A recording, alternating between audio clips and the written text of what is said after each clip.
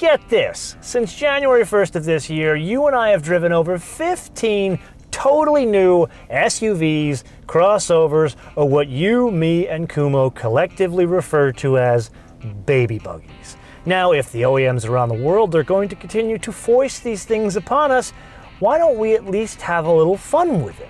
So let's drive one with, say, I don't know, 8 cylinders, maybe 2 turbochargers, and perhaps over 500 horsepower.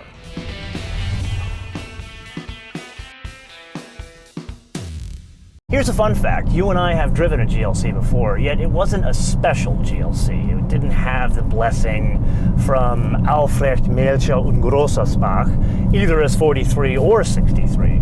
So if this is going to be our first outing together in an AMG, I figured let's go whole hog and handicap it a bit with the heaviest version, which is indeed the Coupe. Now, does that mean we're handicapping it a lot? Not exactly. It's a 62-pound disadvantage with the Coupe, bringing it to 4,548 pounds. With that, how do we do against 503 horsepower?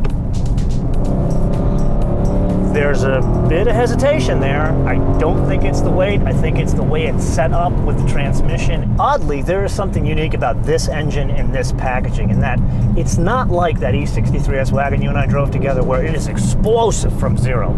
This, slow down a little bit, and then you gotta dig deeper, and all of a sudden it's explosive, or say 3,000 RPM, to the point where you are very much reminded that this is about 4,600 pounds, and perhaps I should slow down just a wee bit going into turns like this, especially when I get to a crest of the hill, because I may not have so much control over a vehicle that's taller than that magical station wagon. And now for an incredibly important point.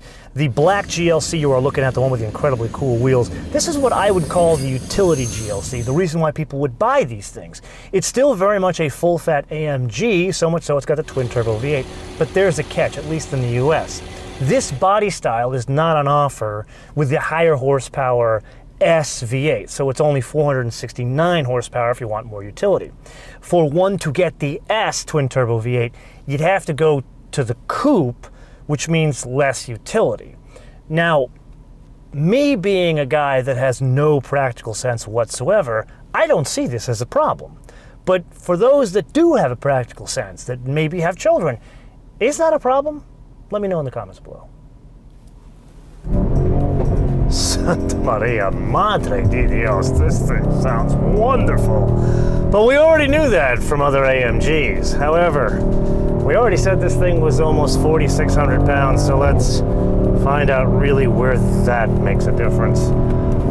Please do not try this at home. Stunning roads of Dutchess County.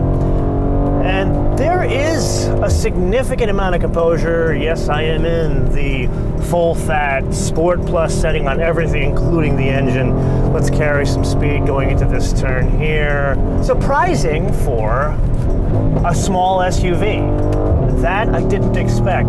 I will say there are times, like if I come a little bit hot and heavy in here, I'm gonna get out over my skis. Oh boy, you don't wanna push. That's the problem by bringing the center of gravity higher. You have very capable bits underneath this thing, struts up front, multi-link in the back, and it's constantly varying the torque back and forth with the all-wheel drive system, which helps a lot here, but you still can't work against, wow, the mass of 4,600 pounds. You do need to reset your brain when you're pushing aggressively, but impressive nonetheless. Yes, in this episode we're talking about a full-fat version of an AMG, but as we've seen over the past couple of years, there is now this trend of low-fat AMGs, and this derivation is no exception. There will be a GLC 43, not a 53 sadly, because that's the one we like so much with the inline 6 and the integrated starter generator motor. This is going to be that same engine that we drove first in the C450 many years ago, and then that turned into the C43. That's that 3-liter twin-turbo V6. Well, they added 23 more horsepower to it, so it's going to have 385 horsepower, comes at 5,500 RPM, and 384 pounds of torque comes in at 2,500 RPM. That's going to go through the 9-speed torque converter automatic through all 4 wheels, and I'm assuming tuned like an AMG, meaning more power to the rear wheels when you don't have traction problems. We'll come back to that in another episode, but wanted to present this for a question later on in this episode. Bist du fertig? Ich auch. And break. Okay, other than the Pelican case going and becoming a Turkish bazaar back there, that worked pretty well. Significantly composed. I have to say, the brakes match the equation of the vehicle.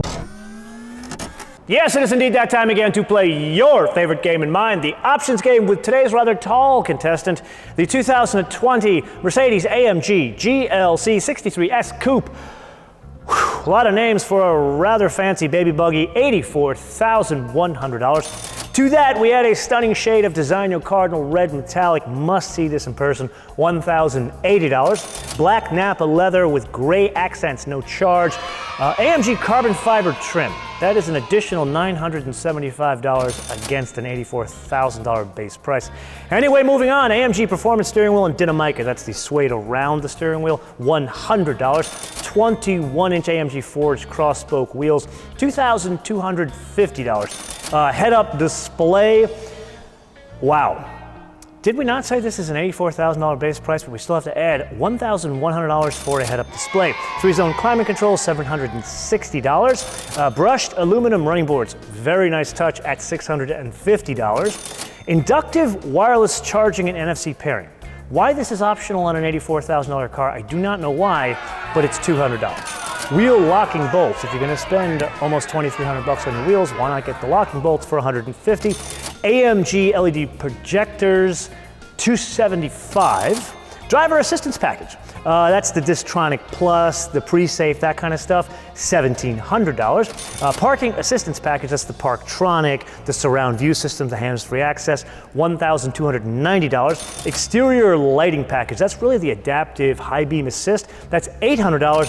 Destination and delivery, $995, for a total retail price of $96,425.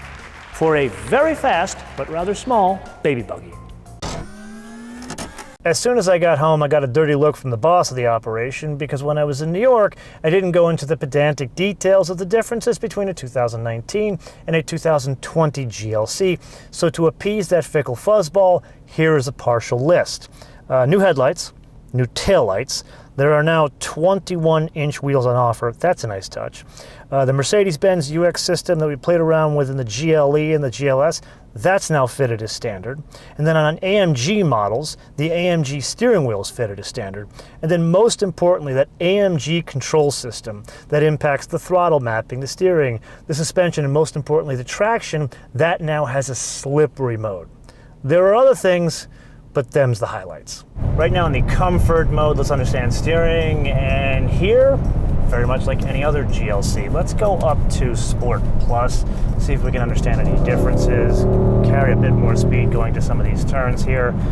I can't honestly tell you there's a huge difference in the steering when you go into Sport Plus, and if at first you don't succeed, try again. Let's go into race mode. Do we get a bit more weight in the steering? And sadly, no.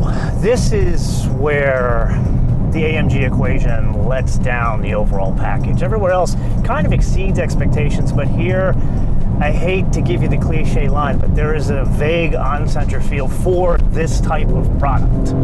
I would dial in some more weight here for a vehicle that has this much power and this much going for it underneath the vehicle. Yes, it is indeed that time again to play your favorite game and mine, the options game. Wait a minute, we already played this game, but we do need a basis of comparison because there is a swoopy back, the coupe, and then there is the square back version of this vehicle, and there's a difference in price. So let's go through some just highlights. The base price is $73,750 as opposed to $84,100. The one that I showed you in this episode had a much cooler interior. It had better colors on the inside. $2,590 for the red pepper and black Napa leather interior. Then this one also had the better seats, the AMG performance seats.